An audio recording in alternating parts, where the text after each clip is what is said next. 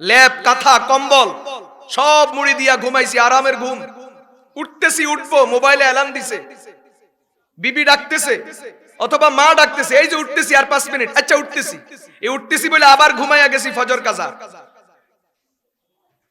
এরকম বহু সন্তান আছে, বহু মুসলমান আছে, শীতকালে রাত লম্বা হওয়ার পরেও আমাদের অনেকের ফজর কাজা হয়। কিন্তু এই শীতের ভিতরে, ঠান্ডার ভিতরে ওই 9 বছর 10 বছর আর 11 বছরের যে বাচ্চাটা হাফেজে কোরআন হয়েছে, পরিষ্কার কথা শুনেন, যেই সন্তান, যেই মুসলমান ভোর রাত্রে আল্লাহর কোরআন তেলাওয়াত করতে পারে না, ওই বেচারা যদি 40,000 বছর কোরআন নিয়ে পড়ে থাকে, জীবনে হাফেজ হতে পারবে না। 1-2 বছর না, 40,000 বছর যদি পড়ে থাকে কোরআন নিয়া, ও জীবনে হাফেজ হবে না। হাফেজ হলেও থাকবে না। আল্লাহ তাআলা সিস্টেমটাই করছেন এমন ভাবে, ভোর রাতের তেলাওয়াত যত তাড়াতাড়ি দিলের মধ্যে বসে যায়, ভোর রাতের ইয়াদ এটা যেমন হৃদয়ের মধ্যে, কলবের মধ্যে আটকা পড়ে, এটা আর কোনো সময় হয় না। প্রিয় ভাইরা, যেই সময় আমাদের ফজরের নামাজ কাজা হয় আরামের ঘুমের কারণে, আপনার বাড়িতেও 10 বছর 11 বছরের বাচ্চা আছে, আপনি তাদের সাথে মিলাবেন আপনার বাচ্চাটার কি অবস্থা। কিন্তু এই 10 বছর আর 11 বছরের বাচ্চাটা ভোর রাতে 4টা বাজে, শীতের রাত, কনকনে ঠান্ডা, যখন সারা দুনিয়া ঠান্ডায় কাবু হয়ে যায়, কিন্তু এই হেফজখানার এই বাচ্চাগুলিকে, আল্লাহর প্রিয় বান্দাগুলিকে কেউ কাবু করতে পারে না। ঠান্ডা কনকনে শীতের ভিতরে ঘুম থেকে উঠে ঠান্ডা পানি দিয়া ওযু বানাইয়া কে দিবে তাদেরকে গরম পানি? গরম পানি দেওয়ার লোক সেখানে নাই, সম্ভব না। 200 ছাত্র, 50 জন ছাত্র, 100 ছাত্র, 500 ছাত্র, এমন হেফজখানাও আছে, কে দিবে ঠান্ডা পানি, গরম পানি? ঠান্ডা পানি দিয়া ওযু বানাইয়া 2 রাকাত 4 রাকাত, ছোট্ট বাচ্চা যার উপর এখনো ফজরের নামাজ ফরজ হয় নাই, ওই বাচ্চাটা তাহাজ্জুদের বিছানায় দাঁড়ায় 2-4 রাকাত পড়ে, সময় পাইলে একটু মালিকের দরবারে হাত তোলে আর মালিককে বলতে থাকে, আল্লাহ যেই সফর শুরু করেছি, এই সফরে ইলম তলবের এই সফরে তুমি আমাকে ব্যর্থ করিও না, আমাকে কামিয়াব করো, আমার আব্বা আম্মার মনের আশা পূরণ করো, আমার উস্তাদের স্বপ্ন পূরণ করো, শুধু নিজের বংশ নয়, গোটা সমাজ নয়, গোটা দেশের ভবিষ্যৎ উজ্জ্বল করার, মুখ উজ্জ্বল করার তৌফিক আমাকে দাও। আল্লাহর কাছে 2-4-5 মিনিটের মুনাজাত করে তারপরে ওই ঠান্ডা পানির ওযু বানানোর নামাজের পরে উস্তাদের সামনে 2 জানু হয়ে ইচ্ছামতো বসতেও তো পারে না, যেমন তেমন বসতেও পারে না, 2 জানু হয়ে তাশাহুদের সূরতে, আত্তাহিয়াতুস সূরতে উস্তাদের সামনে বসে 1-2টা শব্দ করে, 1-2টা আয়াত করে মুখস্থ করতে শুরু করে তো করে, আল্লাহর মেহেরবানিতে 1 বছর আর 1.5 বছরে ওই বাচ্চা হাফেজ কোরআন হয়ে যায়। এখানে কি, এটা কি, ওটা কি মাহফিল?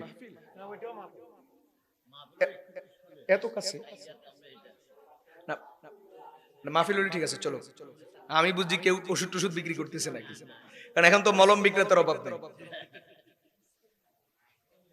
যাই হোক, ঠিক আছে না, তাহলে চলো, অসুবিধা নেই।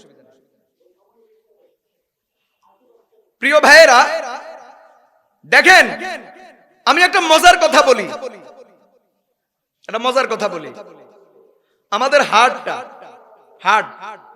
একটা প্রাপ্তবয়স্ক মানুষের হাড়ের ওজন 280 থেকে 340 গ্রাম। আমার আর আপনার হাড়টা, মানে যেটাকে আমরা কলব বলি, আরবিতে কি বলে? কলব। ইংরেজি এটাকে হার্ট বলে, এটাই হার্ট, হৃৎপিণ্ড। আমাদের হাড়ের ওজন হলো সর্বোচ্চ 340 গ্রাম, 280 থেকে 340। আর মেয়েদের আরো কম, ছেলেদের কথা বলছি, 280 থেকে 340 গ্রাম হাড়ের ওজন। আর আয়তন কতটুকু? সাইজ হলো 12 সেন্টিমিটার আর 9 সেন্টিমিটার। 2.5 সেন্টিমিটারেরও বেশি 1 ইঞ্চি হয়। 1 ইঞ্চিতে কতটুকু? 2.5 সেন্টিমিটারের বেশি। তো 12 সেন্টিমিটার যদি হয়, তার মানে কয় ইঞ্চি? 4 থেকে 4.5 ইঞ্চি। তাহলে হাড়ের আয়তন কতটুকু? 4 থেকে 4.5 ইঞ্চি। আর আরেক দিকে হলো 9 সেন্টিমিটার, তার মানে ধরেন সর্বোচ্চ 3 থেকে 3.5 ইঞ্চি। তার মানে ধরেন আমাদের হাড়ের আয়তন 3 ইঞ্চি থেকে 4.5 ইঞ্চি আমাদের হাড়ের আয়তন। আচ্ছা ধরেন 4 ইঞ্চি আর 5 ইঞ্চি ধরেন, একটা মানুষের হাড় 4 থেকে 5 ইঞ্চি, ওজন সর্বোচ্চ 340 গ্রাম। এই ছোট্ট বাচ্চা, তার হাড়টা কতটুকু, তার কলবটা কতটুকু, তার হৃৎপিণ্ড কতটুকু, আল্লাহ তাআলা তার এই ছোট্ট হাড়ের মধ্যে এত বিশাল কোরআনে কারীমকে ঢুকাইয়া দিবেন, যেই কোরআনে কারীমকে আল্লাহ তাআলা ওই লাওহে মাহফুজে সংরক্ষণ করেছেন, যেই লাওহে মাহফুজের আয়তন আমাদের জমিন থেকে আসমান পর্যন্ত। কোরআনের ইলম কত বিস্তৃত, একটা উদাহরণ থেকে বুঝেন কোরআনের ইলম, কোরআন কত বিস্তৃত জগৎ। আপনি তো এখানে মনে করছিলেন এখানে যা আছে, এই কাগজের মধ্যে যা আছে, আরে ভাই এটা তো কোরআনের সূরত, এটা তো কোরআনের নকল। আসল হাকিকি কোরআন যেটা, সেটা তো আল্লাহ তাআলা কোথায় রাখছেন? লাওহে মাহফুজে রাখছেন, যেটার আয়তন কতটুকু, জমিন থেকে আসমান পর্যন্ত যতটুকু, গোটা পৃথিবীর উত্তর মেরু থেকে দক্ষিণ মেরু পর্যন্ত, পূর্ব থেকে পশ্চিম পর্যন্ত গোটা পৃথিবীর আয়তন যতটুকু, লাওহে মাহফুজের আয়তন ঠিক ততটুকু। ওই লাওহে মাহফুজে আল্লাহ তাআলা যেই কোরআনে কারীমকে সংরক্ষণ করেছেন, ওই কোরআনে কারীম আমাদের মুসলমানের সন্তান, যার হাড়ের ওজন 300 থেকে 350 গ্রাম, যার হাড়ের আয়তন 4.5 ইঞ্চি থেকে 3 ইঞ্চি, এমন ছোট্ট হাড়ের মধ্যে ওই কোরআনকে সংরক্ষণ করে রাখছে, যেই কোরআনে কারীমকে আল্লাহ তাআলা লাওহে মাহফুজের মধ্যে সংরক্ষণ করেছে। এটার জন্য কপাল লাগে, কপাল। আপনি চেষ্টা করলে বিল্ডিং করতে পারবেন, ডুপ্লেক্স বাড়ি বানাইতে পারবেন, চেষ্টা করলে ডিগ্রি অর্জন করতে পারবেন, চেষ্টা করলে আপনি চমনি বাজারের বড় ব্যবসায়ী হতে পারবেন, চেষ্টা করলে 2-4-5টা ছেলেকে ইউরোপ আমেরিকা পাঠাইতে পারবেন, কিন্তু চেষ্টা করলেই হাফেজ কোরআনের বাবা হতে পারবেন না।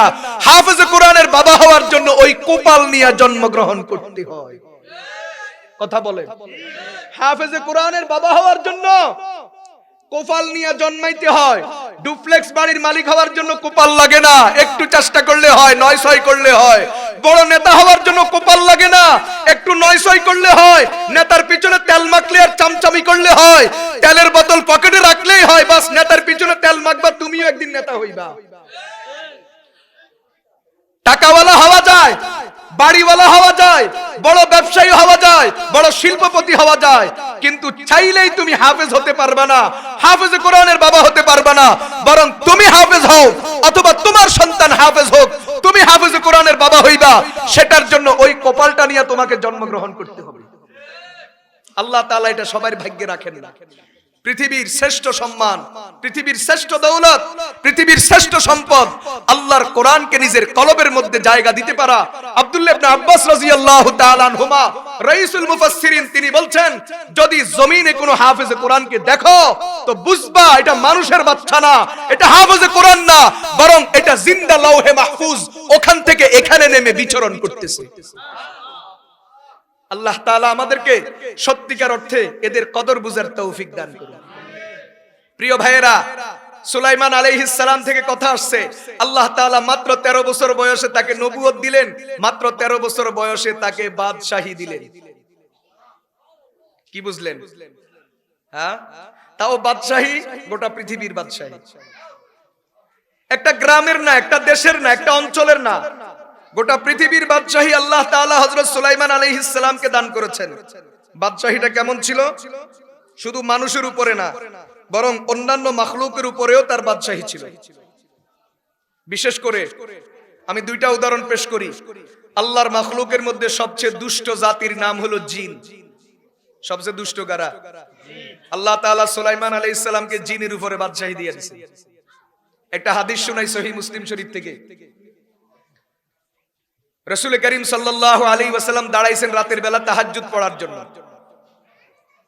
রাসূল বলেন, ইন্না আদুওয়াল্লাহি ইবলিস জাআ বিশিহাবিম মিন নার। আমি যখন নামাজ পড়তে দাঁড়াইছি, আল্লাহর দুশমন ইবলিস হাতে করে আগুনের কয়লা নিয়ে আসছে। কয়লা কেন? লিয়াজআলা ফি ওয়াজহি ওয়া লিয়াকতা সালাতি, ও আমার চেহারায় আগুনের কয়লা মেরে দিবে, আমার নামাজ ভেঙে দিবে, আমাকে নামাজ পড়তে দিবে না। কারণ মানুষ যখন ইবাদত শুরু করে, শয়তানের জ্বালাও পোড়াও শুরু হয়ে যায়। কথা বুঝতেছেন? রাসূল বলেন, ফা আমকানানি আল্লাহু মিনহু, আল্লাহ আমার ক্ষমতা দিয়েছে, ধইরা ফেলছে। ফা খাজতুহু, ধরছি। বুখারীর হাদিসে আছে একদিন রাতে ইবলিসকে হযরত আবু হুরায়রা রাদিয়াল্লাহু তাআলা আনহু ধরছে। বাকি আবু হুরায়রা জানতো না এই যে ইবলিস, আর রাসূল জানেন এই যে ইবলিস ধরছেন, কিন্তু ধরার পরে ছেড়ে দিয়েছেন। কেন ছেড়েছেন?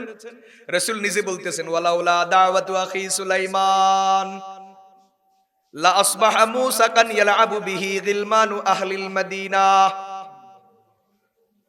আমি যখন ইবলিসকে ধরে ফেলেছি, ইচ্ছা করেছি তাকে আমি মসজিদের ফিলারের সাথে বেঁধে রাখবো, আর সকাল বেলায় মদিনার দুষ্ট বাচ্চাদেরকে লেলিয়ে দিব।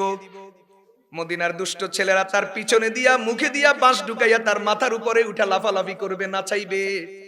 কিন্তু ওই মুহূর্তে আমার আল্লাহর পয়গম্বর হযরত সুলাইমান আলাইহিস সালাতু ওয়াস সালামের দোয়ার কথা মনে আসছে। সুলাইমান আলাইহিস সালাম আল্লাহর কাছে দোয়া করছিলেন, রব্বি হাবলি মুলকান লা ইয়ামবাগি লিআহাদিম মিন বাদি। ও আল্লাহ, ও রব, আপনি আমাকে এমন একটা রাজত্ব দান করেন যে এই রাজত্ব আমার পরে আর কাউকে দিবেন না। আল্লাহ তাআলা সুলাইমান আলাইহিস সালামের এই দোয়ার বরকতে তাকে জিন জাতির উপরেও ক্ষমতা দিয়ে দিবেন। আমি আমার ভাইয়ের দোয়ার প্রতি সম্মান জানাইয়া ইবলিসটাকে ছেড়ে দিলাম, না হয় আমি তারে ফিলারের সাথে বাইন্ধা রাখতাম। দুষ্ট কাকে বলে? এত বদমাশ জাতি। আল্লাহ তাআলা ওই জাতির উপরে পর্যন্ত হযরত সুলাইমান আলাইহিস সালামকে বাদশাহী দিয়েছেন। শুধু বাদশাহী দিয়েছেন তাই, বরং বাইতুল মুকাদ্দাস আল্লাহ তাআলা নির্মাণ করাইয়া ছাড়াইছেন জিন জাতির মাধ্যমে সুলাইমানের নির্দেশে। কথা বুঝতেছেন প্রিয় ভাইরা? আরেকটা উদাহরণ দিই। আল্লাহ তাআলা হযরত সুলাইমানকে বাতাসের উপরে বাদশাহী দিয়েছেন। বলে হুজুর বাতাসের উপর বাদশাহী কি, বুঝলাম না, এটা আবার এত বড় কি হলো? মিয়া, আল্লাহর কোরআনের তাফসীর, বিশ্বনবীর হাদিস এবং বর্তমান বিজ্ঞানের ব্যাখ্যা তিনটা এক। সেটা হলো গোটা পৃথিবীতে যত শক্তি আছে সকল শক্তির পিছনের এক মূল শক্তির নাম হলো বাতাসের শক্তি। বুঝতেছেন? এই কথাটা নবীজির হাদিসের কথা, এই কথাটা কোরআনের তাফসীরের বক্তব্য, এবং বর্তমান বিজ্ঞানও এটা স্বীকার করে। এজন্য দেখবেন যদি বাতাস যদি ঠিকমতো কাজ না করে তো মোবাইলের নেটওয়ার্কও ঝামেলা শুরু করে। বুঝতেছেন কথা? ওয়াইফাইও কাজ করে না, তখন তোমাদের ওয়াইফাই সব বদবাদ। সবকিছুর পিছনে বড় শক্তি হলো বাতাস। এই জায়গাতে বিজ্ঞানের ব্যাখ্যা আর কোরআন হাদিসের ব্যাখ্যা এক। এইজন্য আমরা পরিষ্কার বলি, বিজ্ঞান কখনো কোরআন হাদিসের বিরুদ্ধে হয় না, বিরুদ্ধে যায় না, বরং যুগে যুগে বিজ্ঞান কোরআন হাদিসের অনুকূলে হয়। বিজ্ঞান কোরআন হাদিসের খাদেম, এবং বিজ্ঞানের উন্নতি যত হবে আল্লাহর কোরআনের সত্যতা তত প্রমাণ হবে। বিজ্ঞান কখনো কোরআন বিরোধী নয়। কিন্তু আজকে দুনিয়াতে কিছু নাস্তিকের বাচ্চা, বেঈমান, যারা বেঈমানের দালাল, আসলে বিজ্ঞান বুঝে না, বিজ্ঞানের চর্চা যাদের নাই, সত্যিকার অর্থে বিজ্ঞানী না, বরং তারা ষড়যন্ত্র করে, কৌশল করে তারা বিজ্ঞানকে কোরআন হাদিসের বিরুদ্ধে দাঁড় করানোর অপকৌশলে লিপ্ত। বিজ্ঞান কখনো কোরআন বিরোধী না, বিজ্ঞান কোরআনের খাদেম। বিজ্ঞানের ব্যাখ্যা কোরআনের ব্যাখ্যার অনুকূলে আছে, হাজার ঘটনা আছে আমাদের কাছে। আমি একটা কথা মাঝে মাঝে বলি, ইউরোপ আমেরিকার বিজ্ঞান কি দিয়েছে আর আমাদের বাংলাদেশের বিজ্ঞানীরা আমাদেরকে কি দিয়েছে? ইউরোপ আমেরিকার বিজ্ঞানীরা বিমান আবিষ্কার করেছে, বাকি এখানে ভিন্ন কথা আছে। বিমান আবিষ্কার মূলত ইউরোপ আমেরিকার বিজ্ঞানীদের না। আমি আবারও বলি না। আমার এখন এই বিষয়ে বলার সময় নাই, না হোক বলতাম, আমার কাছে প্রমাণ আছে। সর্বপ্রথম পৃথিবীতে বিমান আবিষ্কারের থিওরি এই পৃথিবীর মানুষকে দিয়েছে স্পেনের মুসলমানরা। কারা? স্পেনের পৃথিবীতে সর্বপ্রথম বিমান আবিষ্কার, প্যারাশুট আবিষ্কার, বিমান প্যারাশুট। এই যে চশমার মধ্যে গ্লাস আছে না, এই গ্লাসের মধ্যে পাওয়ার আছে না, এটাকে কি বলে বলতে পারবেন? এই গ্লাসের মধ্যে পাওয়ার ঢুকান, এটারে কি বলে বলেন? বলতে পারবেন কেউ? খেয়াল করলে পারবেন। দোকানের সামনে শব্দ এটা লেখা আছে না, দোকানের শব্দে লেখা আছে। যেখানে এটা বিক্রি হয় সব দোকানে দেখবেন শব্দ এটা লেখা থাকে, অপটিক্স। কি লেখা আছে না? অমুক অপটিক্স, অমুক অপটিক্স। এই অপটিক্স মানেই হলো এটা গ্লাসের ভিতরে কি ঢুকানো? পাওয়ার। এই পাওয়ারটাকে গ্লাসের মধ্যে ঢুকানো, এটাকে বিজ্ঞানের ভাষায় অপটিক্স বলে। পৃথিবীতে সর্বপ্রথম অপটিক্স আবিষ্কার, ক্যামেরা আবিষ্কার, বিমান আবিষ্কার, প্যারাশুট আবিষ্কার, এই সবগুলা স্পেনের মুসলমানের অবদান। বলে হুজুর বানাই কইছেন, যদি আপনি আমার কথা বিশ্বাস না করেন তো আপনার কাছে মোবাইল আছে, ইন্টারনেট আছে, আপনি চার্জ দেন, আপনি পাবেন। সর্বপ্রথম পৃথিবীর মানুষকে এই ধারণা তারা দিয়েছে, স্পেনের মুসলমানরা দিয়েছে। স্পেনের মুসলমানের 800 বছরের খেলাফত ধ্বংস হওয়ার কারণে ইতিহাস বিলুপ্ত হয়ে গেছে। আজকে আমাদের কাছে কিচ্ছু নাই। আমরা মনে করি জ্ঞান বিজ্ঞান মানে সব ইউরোপ আমেরিকার। না, পৃথিবীর মানুষকে সত্যিকার অর্থে জ্ঞান বিজ্ঞান শিখাইছে স্পেনের মুসলমানরা। প্রিয় ভাইয়েরা, আজকে পৃথিবীর সবচেয়ে জনপ্রিয় একটা পানীয়, যেটা এখন গ্রামে গ্রামেও সবাই খায়, কফি। আজ থেকে 10 বছর আগে ছিল না মানে আমাদের গ্রামে ছিল না। আমরা রং চা দুধ চা চিনতাম। এখন মোটামুটি সবার ঘরে কি পাওয়া যায়? কফি পাওয়া যায়। পৃথিবীতে প্রতিদিন, শুনলে অবাক হবেন, প্রতিদিন কমপক্ষে 2.5 থেকে 3 কোটি কাপ কফি খানা হয়। আমনে না খান, কেউ না কেউ খাইতেছে। 2.5 থেকে 3 কোটি কাপ প্রতিদিন। এত জনপ্রিয় কফি এখন পৃথিবীতে। প্রতিদিন 2.5 থেকে 3 কোটি কাপ কফি প্রতিদিন গোটা পৃথিবীতে কোথাও না কোথাও মানুষ খাচ্ছে। আপনি জানেন এই কফি কে আবিষ্কার করছে? কফি আবিষ্কার এটাও স্পেনের এক মসজিদের ইমাম, মোল্লা আর মোল্লার এক মুসল্লি রাখাল। তাহলে একটু ঘটনাটা শুনাই, এটা একটু শুনাই, যেহেতু রে সবাই খান, একটু শুনাই। ইমাম সাহেবের এক মুসল্লি ছিল যে নিয়মিত ইমামের পিছনে মাগরিব এশা পড়তো, দিনের বেলা সময় পাইতো না, ও বকরি চড়াইতো।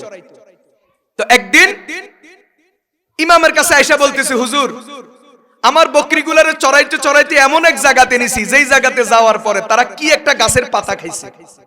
পাতা খাওয়ার পরে এখন দেখি যে আমার বকরিগুলা সব লাফালাফি শুরু করে, শুধু টককে, শুধু লাফায়। গায়ে হাত দিয়ে দেখি যে গা একটু গরম গরম লাগে। খেয়াল করেন, কফি উৎপাদনের ইতিহাস শুনাইতেছে। ইমাম সাহেব বলে, আচ্ছা ঠিক আছে, তাহলে রহস্যময় এই গাছের পাতা আগামীকালকে নিয়ে আসবা। ওই কৃষক বেচারা গতকালকে আবার ওখানে বকরি চড়াইতে গেছে, বকরিগুলারে খাওয়াইছে, খাওয়ানোর পরে ওখান থেকে কিছু পাতা ধরে নিয়ে আসছে, ছিঁড়ে নিয়ে আসছে। আনার পরে ইমাম সাহেব মসজিদের সাথে যে তার রুম, যেখানে সে থাকতো, ওই রুমের মধ্যে আগুনের পাতিল দিয়া, পাতিলের মধ্যে পানি দিয়া পাতাগুলা গরম করছে। গরম করার পরে গরম পানি এগুলা খাইছে, নিজেও খাইছে, ও রাখালরেও খাওয়াইছে। খাওয়ার পরে এখন দেখে যে আসলে তো কথাটি গা দিয়ে ঘাম বাইরে শুরু হয়েছে। কি ভাই, কফি খেলে একটু শরীর গরম গরম লাগেনি? কথা বুঝে আসছে? এর সর্বপ্রথম এই ইমাম সাহেবের আবিষ্কার। পরবর্তীতে এই আস্তে আস্তে আস্তে আস্তে এটা উনার থেকে যাইতে যাইতে মুসল্লিদের মধ্য থেকে আস্তে আস্তে হইতে হইতে পুরা দেশ। পরবর্তীতে এটা আজকালকে দুনিয়ার বিজ্ঞানী যারা এরা একটু গবেষণা করি, এটারে একটু মডিফাই করি, এখন বোতলের ভিতরে ঢুকাই দিছে, প্যাকেটের ভিতরে ঢুকাই দিছে, বয়ামের ভিতরে ঢুকাই দিছে। কিন্তু প্রথম আবিষ্কারটা ওই স্পেনের ইমাম এবং ইমামের রাখাল মুসল্লির আবিষ্কার। হাজার ঘটনা আছে আমাদের কাছে। প্রিয় ভাইয়েরা, আমি ওইদিকে যাব না, আমি এটা বুঝাইতে চাই যে বিজ্ঞান কখনো কোরআন সুন্নাহ বিরোধী না, কিন্তু আজকে পরিকল্পনা করে নাস্তিকের বাচ্চারা বিজ্ঞানকে কোরআনের বিরুদ্ধে দাঁড় করাইতেছে। তা আমি বলি, ইউরোপ আমেরিকার বিজ্ঞান বিমান বানাইছে, রণতরী বানাইছে, তারপরে ড্রোন বানাইছে, AK-47 বানাইছে, তারপরে বিভিন্ন রকমের অত্যাধুনিক অস্ত্রশস্ত্র বানাইছে, মোবাইল আবিষ্কার, এটাও এই বিজ্ঞানের আবিষ্কার। আর আমাদের দেশের বিজ্ঞানীরা কি বানাইছে? আমাদের দেশের মুচ্ছা বিজ্ঞানী, খাড়াই মুতুন্না বিজ্ঞানী, নাস্তিকের বাচ্চা বিজ্ঞানীরা বানাইছে শরীফ থেকে শরীফার গল্প। কথা কয় না? বুঝেন নাই কথা? ওদের দেশের বিজ্ঞান বিমান আবিষ্কার করে, রণতরী আবিষ্কার করে, ড্রোন আবিষ্কার করে, পারমাণবিক বোমা আবিষ্কার করে, আর আমাদের নাস্তিকের বাচ্চারা শরীফ থেকে শরীফের গল্প আবিষ্কার করে। আল্লাহ তাআলা এই জালেমগুলোকে হেদায়েত দান করে। প্রিয় ভাইয়েরা আমার, অনেক দূর চলে গেলাম। কথা বলতেছিলাম পৃথিবীর সকল শক্তির পিছনের শক্তির নাম কি? বাতাস।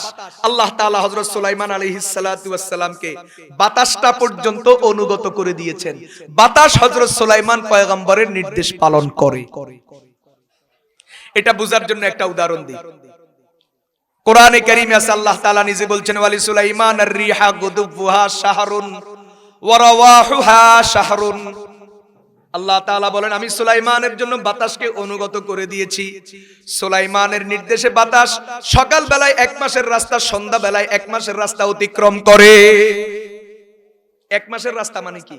তাফসীরে ইবনে কাসিরে লেখা আছে, একটা যুদ্ধের দ্রুতগামী ঘোড়া একদিনে যা চলতে পারে, এইভাবে 1 মাসে যা চলতে পারে, সুলাইমানের নির্দেশে বাতাস তার সিংহাসনটাকে এত দূরে নিয়ে যায়। এখনো উদাহরণ শেষ হয় নাই। একটা ঘোড়া 1 ঘন্টায় 70 থেকে 90 কিলোমিটার দৌড়ায়। তো 1 ঘন্টায় যদি 70 থেকে 90 কিলোমিটার যায়, তাহলে একদিনে 2000 কিলোমিটার কমপক্ষে, আর 1 মাসে 60,000 কিলোমিটার। তার মানে সুলাইমান আলাইহিস সালামের নির্দেশে বাতাস তার সিংহাসনটাকে সকাল বেলায় 60,000 কিলোমিটারের রাস্তা, সন্ধ্যা বেলায় 60,000 কিলোমিটারের রাস্তা অতিক্রম করায়া দেয়। এখনো মজা শেষ হয়নি, আরো মজা আছে। তাফসীরে লেখে, সুলাইমান আলাইহিস সালামের সিংহাসন যেটা, এই সিংহাসনটা এত বড় ছিল, 6 লক্ষ চেয়ার সিংহাসনের উপর রাখা যেত। আমাদের এই স্টেজের মধ্যে চেয়ার কয়টা রাখা যাবে? 20 থেকে 30টা, 50টা, ধরেন 50টা, এর উপরে রাখা সম্ভব না। কিন্তু সুলাইমান আলাইহিস সালাতু ওয়াস সালাম যেই সিংহাসনে বসে বাদশাহী করতেন, এই সিংহাসনের উপর চেয়ার রাখার জায়গা ছিল 6 লাখ। এর মধ্যে 3 লাখ ছিল মানুষের জন্য, 3 লাখ ছিল জিনদের জন্য। ওনার অনুসারী অনুগামী যারা, 6 লাখকে তিনি স্টেজে বসাইতেন, মাঝখানে চেয়ারে উনি বসতেন। আর গোটা দুনিয়ার বাদশা হিসাবে একটা বাদশার নিরাপত্তার জন্য যত অস্ত্রশস্ত্র দরকার, সব অস্ত্রশস্ত্র সব সময় তার ওই সিংহাসনের মধ্যে প্রস্তুত থাকতো। সুলাইমান পয়গম্বর যখন সিংহাসনে বসতেন, তো পাখিগুলো তার মাথার উপরে এইভাবে ডানা মেলে তার মাথার উপরে ছায়ার ব্যবস্থা করত। উপরে কাপড় দিয়া সামিয়ানা টানানোর প্রয়োজন ছিল না। মেরে দোস্ত, সুলাইমান আলাইহিস সালাতু ওয়াস সালাম 6 লক্ষ সৈন্য নিয়া যখন সিংহাসনে বসতেন আর বাতাসকে হুকুম দিতেন, যাও আমাকে নিয়ে চলো, বাতাস এক ধাক্কায় সুলাইমান আলাইহিস সালামের এই সিংহাসনটা 6 লক্ষ বাহিনী সহ সকাল বেলায় 1 মাসের রাস্তা, তার মানে 60,000 কিলোমিটার, সন্ধ্যা বেলায় 1 মাসের রাস্তা মানে 60,000 কিলোমিটার পৌঁছে গেছে। আজকে আমাদের দুনিয়ার সবচেয়ে উন্নত বিমানের গতি ঘন্টায় 2100 কিলোমিটার। আজকে দুনিয়ার সবচেয়ে উন্নত বিমান ঘন্টায় কত কিলোমিটার চলে? 2100 কিলোমিটার। ধরেন 2500 কিলোমিটার আরো বাড়াই দিলাম, তাহলে দুনিয়ার বিমানের গতি এতটুকু। আর সুলাইমান আলাইহিস সালামের নির্দেশে বাতাসের মাধ্যমে তার সিংহাসন চলে, সিংহাসনের গতি 60,000 কিলোমিটার। সুবহানাল্লাহ। এজন্য সারা দুনিয়ার সমস্ত বিজ্ঞানের উপরের মহাবিজ্ঞান হলো আল্লাহর কোরআনের বিজ্ঞান এবং নবীদের সুন্নাহর বিজ্ঞান। কথা বলেন ঠিক কিনা?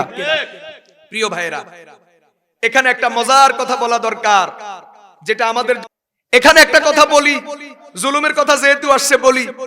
কথাটা হলো, আমরা সাধারণত মনে করি ক্ষমতা মানিয়ে জুলুম আর ক্ষমতাধর মানিয়ে জালেম। এই কথাটা বর্তমান দুনিয়ার ক্ষমতাসীনদের আচরণের কারণে আমাদের মনে আসে, কিন্তু কথাটা আসলে সত্য নয়। আমরা পরিষ্কার বলি, নামাজ রোজার মাধ্যমে যেমন একজন মানুষ জান্নাতি হয়, ক্ষমতা চালাইয়াও মানুষ জান্নাতি হতে পারে। টাকা পয়সা ওয়ালা হইয়াও মানুষ জান্নাতি হতে পারে। চুরি আর ডাকাতি করে যেমন মানুষ জাহান্নামে যেতে হয়, ক্ষমতা আর টাকার কারণেও মানুষ জাহান্নামে যেতে পারে। তাহলে দোষ ক্ষমতার নয়, টাকার নয়, বরং দোষ হলো তোমার এই জায়গা। তোমার এটা যদি ঠিক থাকে, তাহলে তুমি টাকাওয়ালা হইয়াও জান্নাতে যাইতে পারবা, ক্ষমতাওয়ালা হইয়াও জান্নাতে যাইতে পারবা। আর এটা যদি তোমার পৌঁছে যায়, তো তুমি ফকিরের ঘরের ফকির হইয়াও জাহান্নামে যাইবা। কথা বলেন ঠিক কিনা? প্রিয় ভাইয়েরা, ক্ষমতাওয়ালা জান্নাতি উদাহরণ আছে তো দুনিয়াতে। সুলাইমান আলাইহিস সালাম, যার কথা আমরা শুরু করেছি, 40টা বছর পর্যন্ত গোটা দুনিয়ায় রাজত্ব করেছেন। বলেন জান্নাতি না জাহান্নামী? বাদশা ইস্কান্দার, কোরআনে যার নাম জুলকারনাইন এসেছে, তাফসীরে রুহুল বয়ানের বর্ণনা মতে 500 বছর পর্যন্ত তিনি গোটা পৃথিবীতে বাদশাহী করেছেন। বলেন জান্নাতি না জাহান্নামী? ইউসুফ আলাইহিস সালাতু ওয়াস সালাম মিশরের বাদশা হলেন। বলেন জান্নাতি না জাহান্নামী? আবু বকর, ওমর, উসমান, আলী রাদিয়াল্লাহু আনহুম খলিফাতুল মুসলিমিন হলেন। গোটা পৃথিবীর বহু অঞ্চল তারা শাসন করেছেন, বিজয় লাভ করেছেন। বলেন জান্নাতি না জাহান্নামী? তাহলে কি বোঝা গেল? ক্ষমতাওয়ালা হইয়া জান্নাতে যাওয়া যায়, যেমন নামাজওয়ালা আর রোজাওয়ালা হইয়া জান্নাতে যাওয়া যায়। আর কপাল যদি কারো খারাপ হয়, তো ক্ষমতাওয়ালা হইয়া জাহান্নামে যায়। যেমন নমরুদ ক্ষমতাওয়ালা, জাহান্নামী; ফেরাউন ক্ষমতাওয়ালা, জাহান্নামী। কথা বলেন ঠিক না বেঠিক? ঠিক তেমনি ভাবে কপাল যদি কারো ভালো হয়, টাকা ভালো হইয়া জান্নাতে যাওয়া যায়। আমি একজনের উদাহরণ দিই। নবীর সাহাবীদের মধ্যে হযরত আব্দুর রহমান ইবনে আউফ রাদিয়াল্লাহু তাআলা আনহু, আল্লাহ তাআলা তারে কি পরিমাণ সম্পত্তি দিবেন শুনলে অবাক হবেন। আব্দুর রহমান ইবনে আউফ রাদিয়াল্লাহু তাআলা আনহুর সম্পদ যেটা ছিল, বর্তমান বাজার মূল্য 528 বিলিয়ন মার্কিন ডলার। বলেন কতটুকু? হযরতে আব্দুর রহমান ইবনে আউফ রাদিয়াল্লাহু তাআলা আনহুকে আল্লাহ তাআলা যেই পরিমাণ সম্পত্তি দিয়েছেন ওই যুগে, এটার বর্তমান বাজার মূল্য হিসাব করলে 528 বিলিয়ন মার্কিন ডলার। অথচ পৃথিবীর সেরা এক ধনী বিল গেটস, মাইক্রোসফটের মালিক, তার সম্পত্তির পরিমাণ মাত্র 75 কোটি মার্কিন ডলার। 75 বিলিয়ন মার্কিন ডলার। বিল গেটসের সম্পদের পরিমাণ 75 বিলিয়ন মার্কিন ডলার, আর নবীর সাহাবী আব্দুর রহমান ইবনে আউফের সম্পত্তির পরিমাণ 528 বিলিয়ন মার্কিন ডলার। তার মানে বিল গেটসের সম্পত্তির চেয়েও আব্দুর রহমান ইবনে আউফের সম্পত্তি 7 থেকে 8 গুণ বেশি ছিল। কিন্তু আব্দুর রহমান ইবনে আউফ জান্নাতি। কথা বলেন ঠিক না বেঠিক? কিন্তু দুনিয়ার এক টাকাওয়ালা যার নাম কোরআনে আছে কারুন, ওই বেচারা জাহান্নামী। বলেন টাকাওয়ালা কারুন কি? জাহান্নামী। কথা বলেন টাকাওয়ালা কারুন কি?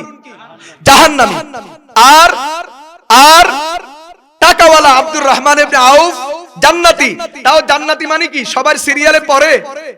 সবাই পড়ে না। রাসূল করিম সাল্লাল্লাহু আলাইহি ওয়াসাল্লাম তিরমিজি শরীফের হাদিসে পাওয়া যায়, আল্লাহর নবী বলে দিয়েছেন, এত বিশাল সম্পত্তির মালিক আব্দুর রহমান ইবনে আউফ কয় নাম্বার জান্নাতি? নাম্বারটাও নবীজি বলে দিয়েছেন। আপনারা আমার হাতের আঙ্গুলের দিকে খেয়াল করবেন, আমি পড়ব। ক্বালান নবী সাল্লাল্লাহু আলাইহি ওয়াসাল্লাম আবু বকরিন ফিল জান্নাহ। কয় নাম্বার? ওয়া উমারু ফিল জান্নাহ। হাদিসের তরজমা আমি করা লাগবে না, আপনারা বুঝেন। বলেন হাদিসের অর্থ কি? আবু বকরিন ফিল জান্নাহ অর্থ কি? বলেন আবু বকর জান্নাতি। আমি আরবি বলবো, আপনারা বাংলা বলবেন। আবু বকরিন ফিল জান্নাহ।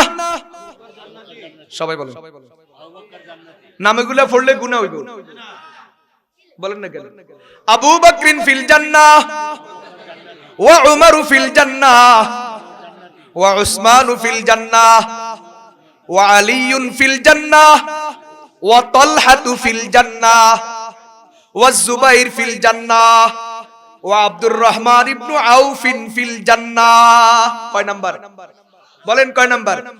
ওয়া সাদুন ফিল জান্নাহ ওয়া সাঈদুন ফিল জান্নাহ ওয়া আবু উবাইদা ইবনুল জাররাহ ফিল জান্নাহ। এদেরকে বলা হয় আশারায়ে মুবাশশারা। অথচ এই আব্দুর রহমান ইবনে আউফ, যার নাম 7 নম্বরে পাওয়া যায় জান্নাতের সিরিয়াল, এই বেচারার সম্পত্তির পরিমাণ বর্তমান বাজারে 528 বিলিয়ন মার্কিন ডলার।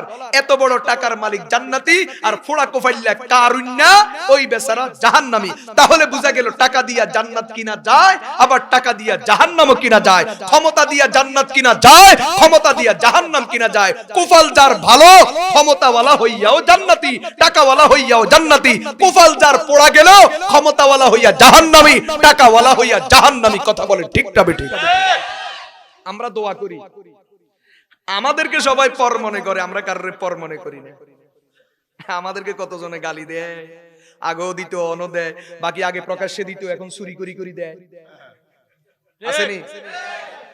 আল্লাহর কসম করে বলি, কোরআন সাক্ষী, কারো প্রতি আমাদের দুশ্মনী নাই। আমি তো প্রকাশ্যে বলি, আল্লাহর যেই বান্দাগুলো আমাদের ক্ষতি করতে চাইছে, ক্ষতি করছে, আমাদেরকে কষ্ট দিছে, এবং সরকারি মেহমানখানার মেহমান বানাইছে। সরকারি মেহমানখানা বুঝেননি? আল্লাহর যেই বান্দাগুলো আমাদের ওলামায়ে কেরামকে সরকারি মেহমানখানার মেহমান হওয়ার জন্য সুযোগ করে দিয়েছে, ওই লোকগুলোর জন্য আমরা এখনো বদদোয়া করি না, এখনো হেদায়েতের দোয়া করি। এবং আমরা এখনো বলি, তারা যদি এখনো ভালো হয়ে যায়, জুলুম যদি ছেড়ে দেয়, তাদেরকে আমাদের বুকে নয় মাথার উপরে তুলে নাচবো। কথা বলেন ঠিক না বেঠিক? আল্লাহর কসম, আমরা কারোর জন্য বদদোয়া করি না। যাদের কারণে আল্লাহ তাআলা সরকারের মেহমান হওয়ার তৌফিক দান করছে, ওদের জন্য বদদোয়া করি না, এখনো করি না। এখনো হেদায়েতের জন্য দোয়া করি, বরং আল্লাহর কাছে শুকর আদায় করি যে এই বেচারা সরকারি মেহমানখানার মেহমান বানানিতে আল্লাহ মনে দাম একটু বাড়াই দিছে। কথা কয় না? ও করতে চাইছে ক্ষতি, কিন্তু আল্লাহ তাআলা এটারে কি করে দিছে? বাড়াই দিছে। বলেন যতজন আলেম জেলে গেছে, দাম কমছে না বাড়ছে? বলেন দাম কমছে না বাড়ছে? বাস তোমরা তোমাদেরটা করবা, আল্লাহ তাআলারটা করবে। তো প্রিয় ভাইয়েরা শুনেন, অতীতে যারা ক্ষমতায়, প্রিয় ভাইয়েরা, আল্লাহ তাআলা এরকম অবস্থা থেকে হেফাজত করেন। আমরা আর এই অবস্থা দেখতে চাই না, আমরা পরিবর্তন চাই। যে আসুক আসুক, আমাদের কোনো আফসোস নাই, এটা নিয়ে আমাদের কোনো মাথা ব্যথা নাই। কিন্তু এটা বলি, আল্লাহ তাআলা যেন এমন অবস্থা যেন আর কখনো আমাদেরকে না দেখায়। কথা বলেন ঠিক কিনা? প্রিয় ভাইয়েরা, সুলাইমান আলাইহিস সালাম 6 লক্ষ বাহিনী নিয়ে বিশাল সিংহাসন নিয়ে সফর করতেছে, মাথা নিচের দিকে, মাথা উপরের দিকে তোলে না।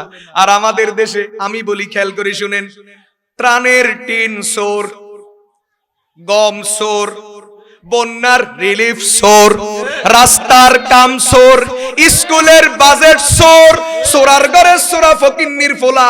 মানুষ যদি 10-20 জন সামনে পায় তো নেতাগিরি দেখাই পাল্লায় হাতের এইভাবে গরুর লেজের মতো লড়ায়। কথা কয় না?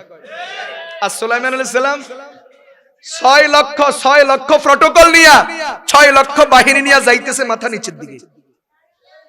আল্লাহ তাআলা আমাদেরকে হেদায়েত করেন। প্রিয় ভাইরা, সুলাইমান আলাইহিস সালাতু ওয়াস সালাম একবার তায়েফ থেকে ইয়ামানের দিকে রওনা হলেন। যেই মাত্র সুলাইমান আলাইহিস সালাম তার বিশাল বাহিনী নিয়ে বের হলেন, কোরআনে কারীমে আছে, আল্লাহ তাআলা সূরা নামলের মধ্যে বলেন, হাত্তা ইজা আতাউ আলা ওয়াদিন নামলি ক্বালাত নামলাতু ইয়া আইয়ুহান নামলু দুখুলু মাসাকিনাকুম লা ইয়াহতিমান্নাকুম সুলাইমান ওয়া জুনুদুহু ওয়া হুম লা ইয়াশউরুন।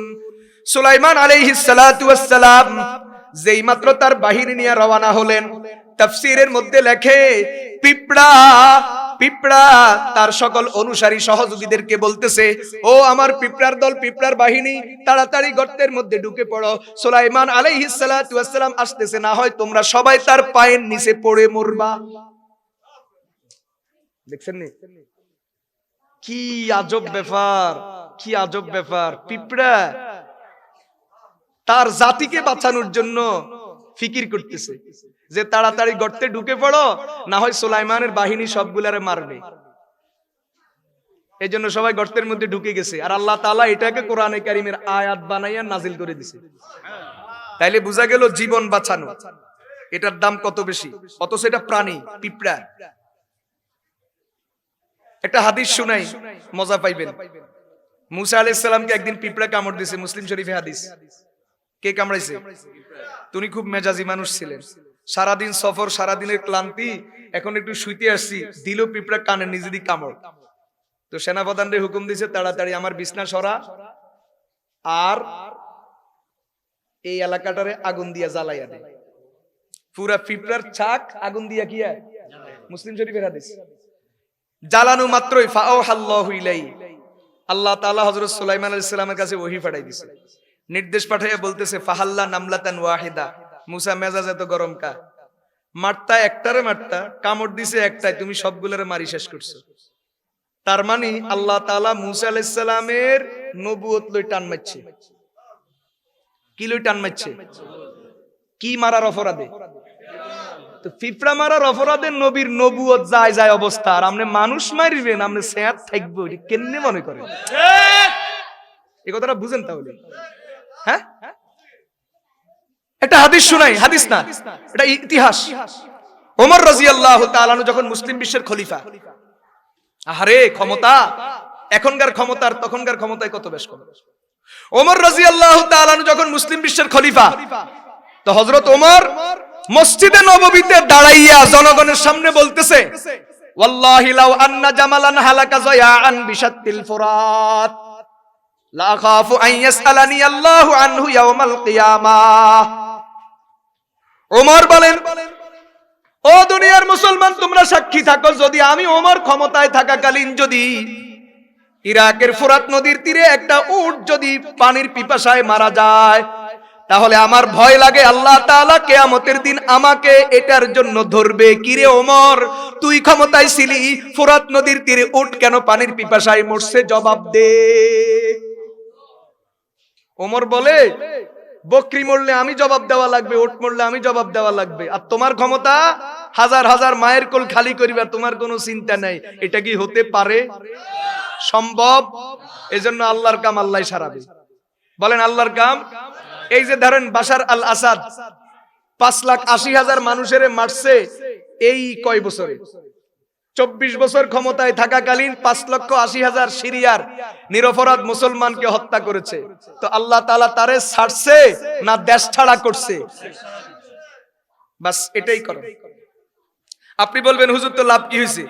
বাশার আল আসাদ গেছে, এখন যে ইসরায়েল ঢুকতেছে, ইসরায়েল যে একের পর এক দখল করতেছে, আসলে আপনি আল্লাহ তাআলার রহস্য, কুদরতের রহস্য বুঝেন না, এই জন্য প্রশ্ন করেন। আল্লাহ তাআলার কুদরতের রহস্য বুঝলে আর প্রশ্ন আসবে না। বলে রহস্য কি? রহস্য বলার আগে আপনার একটা উদাহরণ দিই। আপনাকে গ্রামে পুকুর তো আছে, আসেনি? এত বড় পুকুরের কয় জায়গা দিয়ে খিয়াইলে মাছ কয়টা উঠবে বলেন? এত বড় পুকুর, খিয়া কয় জায়গা দিয়ে মারবে, মাছ কয়টা উঠবে? এই জন্য একটা বুদ্ধি আছে, 1-2 খিয়াই যেন কাম হয়। বুদ্ধি কি? 1-2 জায়গাতে কি হালাইতে হইব, নুড়া হালাইতে হইব বা সারা দিতে হইব। তো দিলে পুরা পুকুরের মাছ সবগুলো এখানে এসে কি হইব, জমা হইব। এরপরে 1-2 খিয়া মারিবেন, কাম হয়ে যাবে। অল্প মেহনতে বসিলাম, কথা বলেন। ঠিক হাদিস শরীফে আছে এই উম্মতের সর্বশেষ যুদ্ধটা হবে ইহুদি জাতির সাথে, যেই যুদ্ধে সকল ইহুদির বাচ্চা ফিনিশ হবে, এবং যেই যুদ্ধের পরে গোটা পৃথিবী, শুধু বাংলাদেশ না গোটা পৃথিবীতে মুসলমানের খেলাফত প্রতিষ্ঠা হবে, যেটার মেয়াদ হবে কমপক্ষে 7 বছর। এটা নেতার গল্প না নবীজির হাদিস? নেতাজির বক্তব্য না নবীজির হাদিস? এখন মুশকিল হলো পৃথিবীতে বর্তমানে প্রায় 1.5 কোটি ইহুদি আছে। এদের মধ্যে ইসরায়েলে বসবাস করে 70 থেকে 75 লাখ, আর বাকি ইহুদিগুলা ইউরোপ আমেরিকার বিভিন্ন দেশে, অস্ট্রিয়াতে আছে, জার্মানে আছে, ফ্রান্সে আছে, ব্রিটেনে আছে, আমেরিকাতে আছে, এরকম অন্তত 50টা দেশে ইহুদি আছে। এখন মুসলমান যুদ্ধ কয় দেশের লগে করতে হবে? তাহলে কয় দেশের লগে? ইহুদির লগে যুদ্ধ, তার মানে কয় দেশের লগে করতে হবে? কমপক্ষে 50 দেশ। আল্লাহ কয় না, মুসলমানের এত সময় নেই। একটা ইহুদি জাতির লগে যুদ্ধ করি, 50টা দেশের লগে যুদ্ধ করতে 50 বছর, এত সময় মুসলমানের হাতে নাই। তো কি? আমি নুয়া দিতে আছি। এই মধ্যপ্রাচ্য, হাদিসের ভাষায় শাম, হাদিসের ভাষায় কি? আর বর্তমান এটা 4টা দেশ।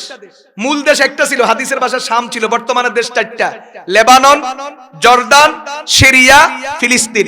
আল্লাহ তাআলা কয় শুনো, আমি নুয়া দিতে আছি। কি নুয়া? এই যে দেখো ফিলিস্তিন হেরা দখল করছে।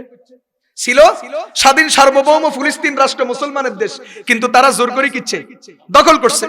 এখন সিরিয়াতে ঢুকতেছে, সিরিয়া দখল করে, ঘুরে গেড়াই কিন্তু শাম, ঘুরে গেড়াই কিন্তু কি শাম। কদিন পরে শুনবেন জর্দানের অবস্থা ভালো না, জর্দানে দখল করবে।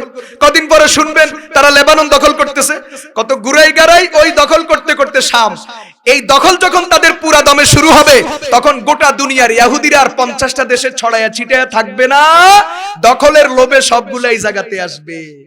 যখন এই জায়গাতে আসা শেষ হবে, তখন আল্লাহ তাআলা হযরত মাহদি এবং হযরত ঈসা আলাইহিস সালাম, উম্মতের সর্বশেষ কমান্ডার, এদেরকে পাঠাইয়া আল্লাহ তাআলা মুসলমানকে নির্দেশ দিবেন, দাও আমি নুয়াদি আনি দিছি, তোমরা এখন খিয়া মারো। সুবহানাল্লাহ বলেন না? খেলাটা এই জায়গাতে। এই জন্য যারা আঙ্গরে দমকায়, আমরা শুধু আসি, কতজনে দমকায়, এই লই যাইবো, এই লই যাইবো, এটা দখল করিব। হেতার কি কি দরকার?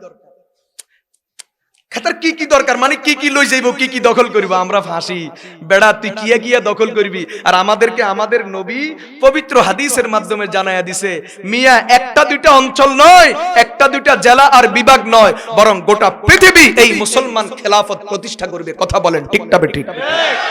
ইন্নাল্লাহ তাআলা জাওয়ালিল আরযা ফারাআইতু মাশারিকাহা ওয়া মাগারিবাহা ওয়া ইন্না উম্মতি সায়াবলুগু মুলকুহা মা যুবিয়ালি মিনহা। রাসূল বলেন, উম্মত আমার ভালো করে শুনো, আল্লাহ তাআলা গোটা পৃথিবীটা আমাকে মাইক্রো করে দেখাইয়া দিবেন। গোটা পৃথিবীর আকারটাকে সংকুচিত করে আল্লাহ তাআলা আমাকে দেখাইছেন। দেখানোর পরে আল্লাহ তাআলা আমার সাথে ওয়াদা করেছেন, গোটা পৃথিবীর রাজত্ব আল্লাহ আমার উম্মতের হাতে তুলে দিবেন। অতএব হতাশ হওয়ার কোনো কারণ। কথা বলতেছিলাম সুলাইমান আলাইহিস সালাম, ওই যে পিঁপড়াই বলছে তাড়াতাড়ি গর্তে ঢুকো, না হয় সুলাইমানের বাহিনী মারবে। এই কথাটা, পিঁপড়ার এই কথাটা সুলাইমান আলাইহিস সালাতু ওয়াস সালাম 3 মাইল দূর থেকে শুনছে। কয় মাইল দূর থেকে? দৌড়াইয়া গেছে, যাইয়া পিঁপড়ারে ডাকি কয়, তোমার সাথে আমার কথা আছে। কি কথা? আচ্ছা বলো, লিমা হাজ্জারতান নামলা, তুমি তোমার পিঁপড়া বাহিনীকে যে সতর্ক করছো, কেন করছো?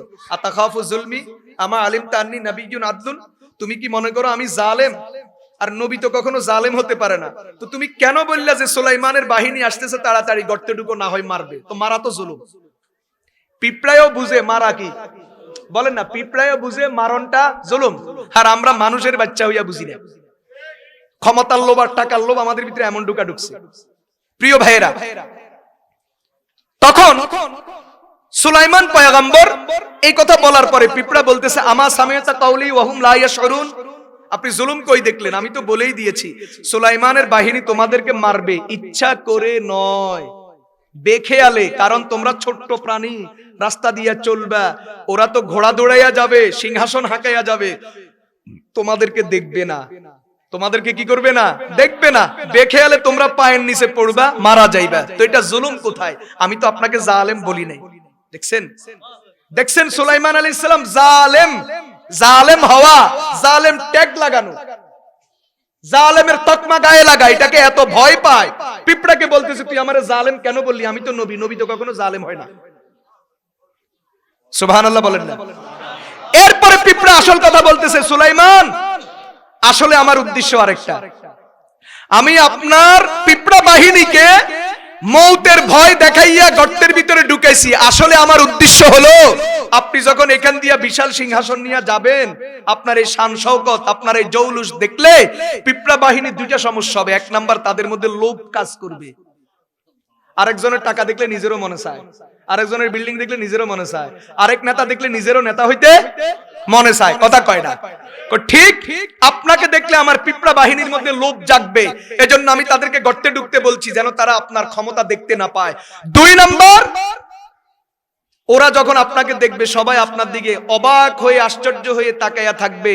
যতক্ষণ আপনার দিকে তাকায়া থাকবে ততক্ষণ পর্যন্ত তারা আল্লাহর জিকির থেকে বঞ্চিত থাকবে। আমি চাই না আমার দলের কোন পিঁপড়া আল্লাহর জিকির থেকে বঞ্চিত থাকুক। সুবহানাল্লাহ বলেন। প্রিয় ভাইয়েরা, মজার কথা, আব্দুল্লাহ ইবনে আব্বাস রাদিয়াল্লাহু তাআলা আনহুমা তাফসীরে তার বক্তব্য পাওয়া যায়, পৃথিবীতে যত প্রাণী আছে সকল প্রাণীর পেট কয়টা? হাতির পেট কয়টা? তিমি মাছের পেট কয়টা? কিন্তু এত ছোট্ট পিঁপড়া, এমন পিঁপড়াও আছে যেই পিঁপড়া খালি চোখে দেখা যায় না, কিন্তু পিঁপড়ার পেট দুইটা। একটা পিঁপড়ার পেট কয়টা? দুইটা। এবং মজার বিষয়, পৃথিবীর কোন প্রাণী সঞ্চয় করে না। আজকে যা পাইছে খাইছে, ব্যাংক ব্যালেন্সের কোনো চিন্তা নাই। আগামীকালকে পাইলে খাইবো, না হয় উপবাস থাকবে। কিন্তু পিঁপড়াই একমাত্র প্রাণী যেই প্রাণী অগ্রিম 6 মাসের খাবার জমা রাখে। ইবনে আব্বাস রাদিয়াল্লাহু তাআলা আনহুমা বলেন, চাকরি নাই, বাকরি নাই, ক্ষেত নাই, খামার নাই, হেতে 2 পেটও চালায়, আবার ব্যাংক ব্যালেন্সও করে। কেমনি করে? তিনি জবাব দেন, কারণ পিঁপড়ারা সব সময় আল্লাহ তাআলার জিকির করে, জিকিরের উসিলায় আল্লাহ তাআলা তাদেরকে চালাইতেছে। তাহলে বলেন, আল্লাহ তাআলা যদি পিঁপড়ার 2 পেট চালায়, আমার মানুষের 1 পেটের জন্য কেন দুর্নীতি করা লাগবে, চুরি করা লাগবে, ডাকাতি করা লাগবে, মানুষের উপর জুলুম করা লাগবে, চাঁদাবাজি করা লাগবে? কেন বলেন? রিজিকের মালিক কে? কে রিজিকের মালিক?